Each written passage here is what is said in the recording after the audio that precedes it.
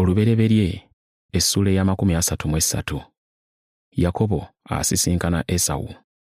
Awo Yakobo n'ayimusa amaaso ge, n'alengera Esawu ng'ajja n'abasajja 4. Yakobo n'agabanyamu abaana wakati wa Leeya ne Laakeeri n'abazaana bombi. N'ateeka abazaana n'abaana baabwe mu maaso, n'abaddiriza Leeya n'abaana be, n'akomerezayo Laakeeri ne Yusufu. Naye ye yennyini n'abakulemberamu, n'avunnama ku ttaka emirundi 7 nga bw'asemberera muganda we. Esawu n'adduka mbiri okumusisinkana, n'amukwata mu ngalo, n'amugwa mu kifuba, n'amunywegera, ne bakaaba amaziga. Esawu bwe yayimusa amaaso ge, n'alaba abakazi n'abaana, n'abuuza nti, "Baani bano abali naawe?" Yakobo n'addamu nti, "Abo be baana Katonda olw'ekisa kye be yawa omuddu wo." Awo abazaana n'abaana baabwe ne basembera, ne bavunnama.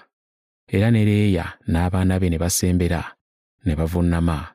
Yusufu ne Laakeeri nabo ne basembera, ne bavunnama.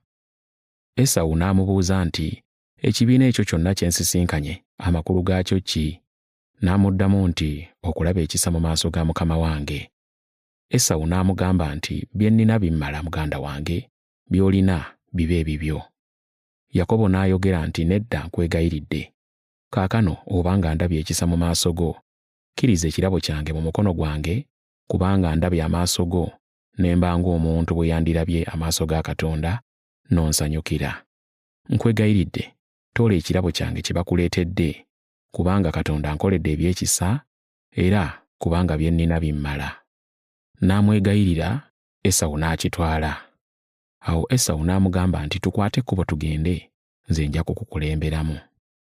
Yakobo n'addamu nti, "Mukama wange, omanyi ng'abaana bakyali bato, tebannafuna maanyi, era ng'endiga n'ente eziri nange ziyonsa. Bwe banaazigoba ennyo wadde olunaku olumu, amagana gonna gajja kufa. Nkwegayiridde mukama wange gwe kulembera, nange omuddu wo najja mpola mpola nga bwe naasobola okutambula, n'ensolo ze nkulembezzaamu era n'abaana nkutuukeko mu Seyiri."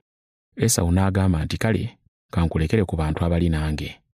Kyokka Yakobo n'agamba nti, "Ekyo tekyetaagisa, bwe mba nga ndabye ekisa mu maaso go mukama wange."